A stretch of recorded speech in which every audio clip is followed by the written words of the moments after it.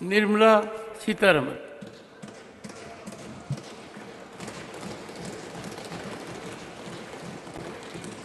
So thank you very much for giving me an opportunity to speak on an issue in which the entire nation feels very proud and also has been one in voicing such a sense of pride in appreciating the ISRO.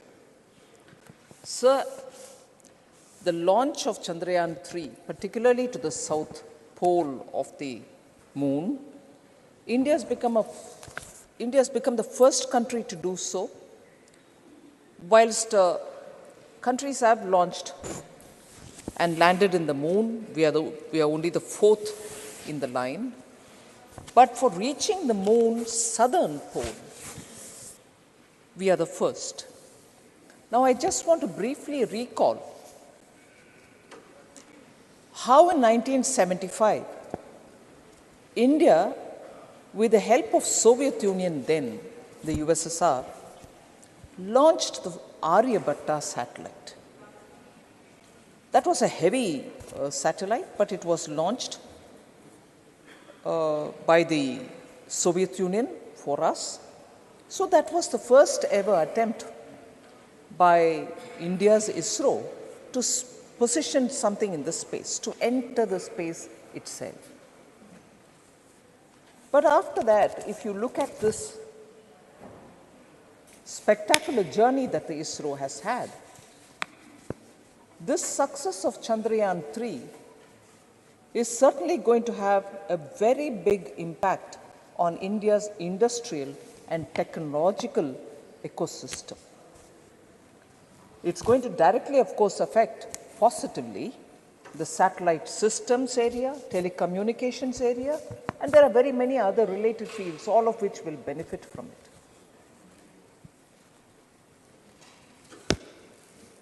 Although in 1975, we needed the Soviet Union's help to launch our Aryabhatta, a space station to go into the space for the first time from India. Today, as of July 23, our record is such that we've already launched 431 foreign satellites for other countries. That is, 34 different countries have utilized ISRO's facility and their knowledge systems to launch their satellites. And I'm just recalling in 1975, our Aryabhatta being launched by Soviet Union for us today, but we are in a position to launch 34 different countries' satellites, but totaling to 431. What a spectacular journey this is for ISRO. So, Chandrayaan-3, sir, also stood out, in my observation, also stood out for one particular achievement, which has a blend of innovation, has a blend of how technology and innovation working together can work for global achievements and sustainability. I remember also seeing a lot of comments which said, oh, but this is no good, it has taken this many number of days to reach there. Did it require that many number of days? Can it not be done lesser lesser number of days? Because quoting some other countries, they said they reached the moon in 20 days, whereas you took 45 days, and so on. But the secret behind that, the fact behind that, is the innovative way in which ISRO has handled it.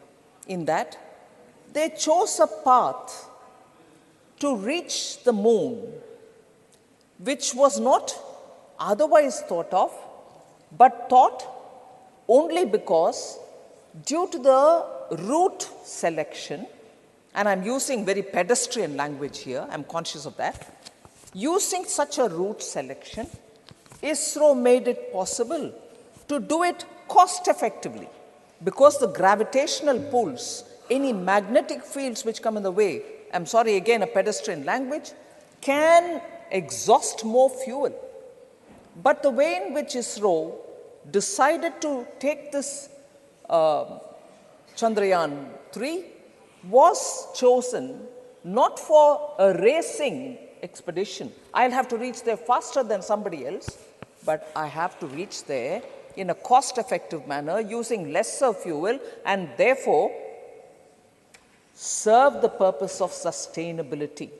Space research also has to be sustainable because otherwise it becomes too expensive and cannot be afforded at all. So, innovation intertwined with sustainability, particularly in the realm of space, is what ISRO has achieved by choosing the route with which it reached the South Pole of the Moon. Now, the lander that is there was named Vikram Probe. Obviously, the name reminds us of Vikram Sarabhai, who set up the first rocket launching station, which we are now using repeatedly. Nobody ever in India can forget the contribution that Vikram Sarabhai or Homi Bhabha did. Of course, Homi then moved over to the Atomic Energy Commission, which was carved out of the then body ISRO. So, Vikram Probe did something spectacular again. Having reached the South Pole, for the first time, the density and the temperature of the moon's ionosphere has been recorded. Several people went to the moon earlier, landed in the moon earlier, but we did the first thing of landing in the South Pole. But for the first time again, the moon's ionosphere and its density and the temperature there has been recorded by our Vikram probe. Interestingly, from the probe, the rover which is moving slowly on the surface of the moon, the Pragyan rover, in its exploration has unearthed groundbreaking discoveries. The presence of sulfur, for instance, in the lunar South Pole has come as a very big surprise to the scientific community. So, I'm happy to say Chandrayaan-3 landing in the South Pole for the first time does not just stop there, it has also created a lot more record on its own.